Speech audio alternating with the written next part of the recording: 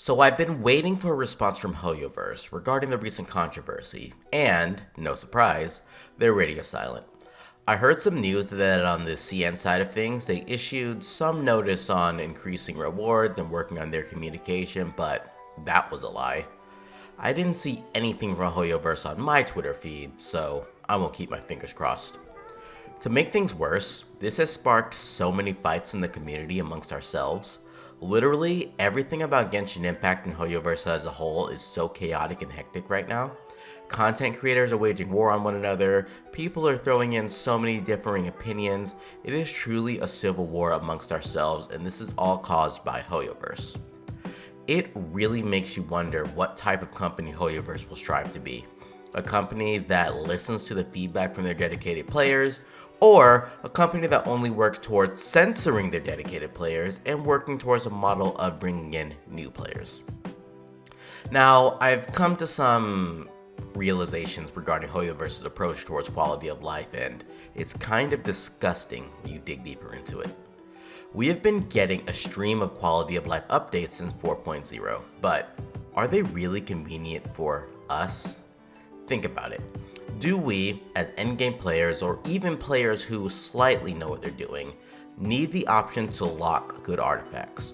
Frankly, I find this implementation extremely complicated and cumbersome for no reason whatsoever. In addition, the recent artifact's quick loadout is useless for me. Now, for 80% of my characters, I will not change their build on a day-to-day basis, but because I'm a content creator, I will change my builds more than the average person. With that aside, I would love to be able to swap my EM Kazuha for normal use to an attack crit Kazuha for Mono Animo, and then a Thundering Fury Kazuha for his E-spam gameplay. It's just nice to have that option. For the most part, the artifact loadout system would help me when I want to swap EM pieces to attack-oriented pieces, but there are so many other uses for it that we would really love. Sometimes, I just want to try different things, and I just love to be able to revert back to my old set without wasting time looking for the original pieces. This is the perspective of an endgame player, but Hoyoverse does not care about endgame players. My theory is that they view us endgame players as cogs in the machine to help run the game. We are nothing but moneybags for them.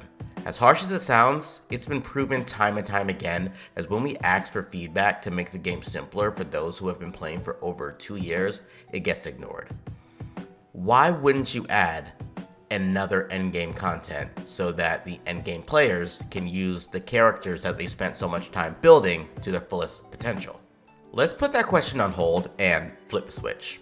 Imagine you're just starting Genshin Impact. On the surface, you will not see these glaring issues. They may come up as minor inconveniences, but you will most likely ignore them because there's just so much to do in this vast open world when you're starting. You don't know what artifacts to use, you have to learn the game, and it takes time to establish what improvements you would like from a game like Genshin Impact. Therein lies the problem. If we look back at the examples I gave about the quality of life changes, they are geared towards new players. The quick loadout will help newer or younger players instantly equip the best artifacts that they have to work with. Let's take a step back now and examine who is playing Genshin Impact. There are millions of players, but how many of them are aware of all of the concepts in Genshin? I play a decent amount of co-op, and a lot of the Genshin audience just doesn't know how to build their characters and will struggle in these domains. Then again, it could be that they're using characters to raise companionship like I do, but I can throw on any random artifacts that I have laying around and gear up a character to actually do some damage. I have a niece who plays this game and she has no idea what artifact stats are, and she gets stuck when you raise the world level. You see, once you start to actually get to a certain AR level, you need to begin to talk about gearing up your characters and leveling up artifacts. Even the most recent changes mentioned in the new 4.5 update coming in 6 weeks are geared towards helping new players know how strong their characters are and where they can improve. Hoyoverse wants one thing, for new players to stick to the game for longer. They are making it as seamless as possible to transition from AR25 to AR35+, because that's the wall that many people hit when they progress in the game. Even players who come back to the game end up getting more rewards than we get during the entirety of Lantern Rite, those 3 pulls. They're getting 500 Prima Gems, we get 3 pulls. They get Leyline Overflow for artifacts and a whole bunch of other things, we get 3 pulls. By the way, they get those 3 pulls as well.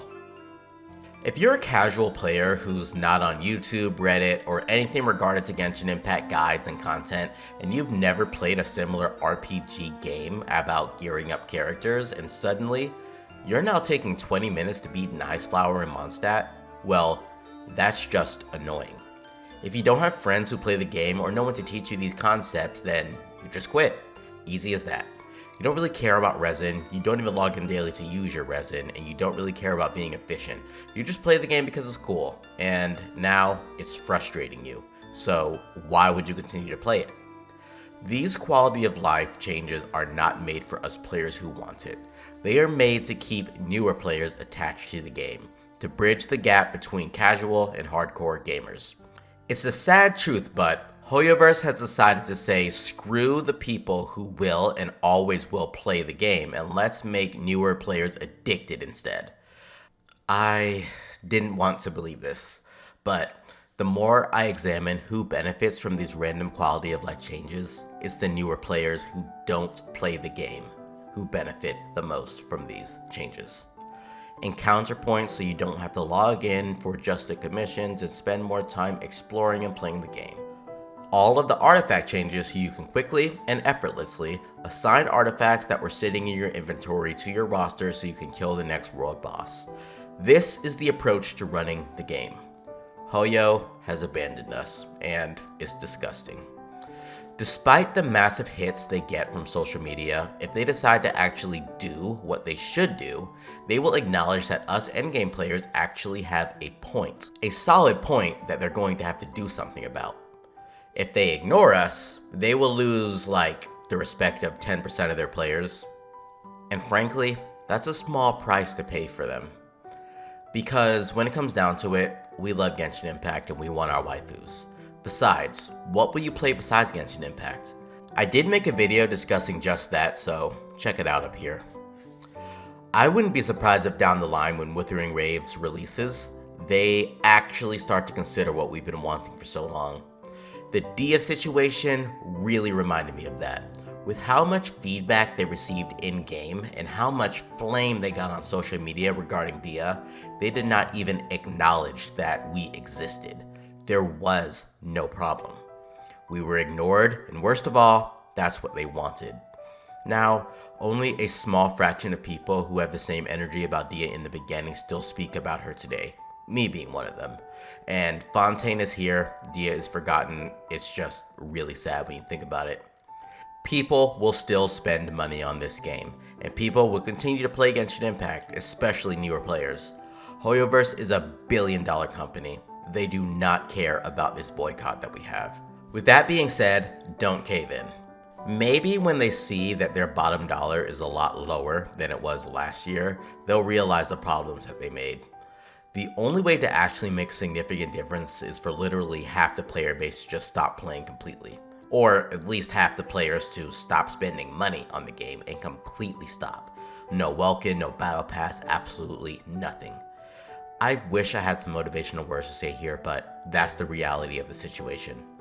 A simple acknowledgement would be really appreciated from Hoyoverse because there is nothing worse than feeling like you're yelling into a vacuum. But let me know what you all think about it. Thanks for tuning in, and until next time, Enigma out.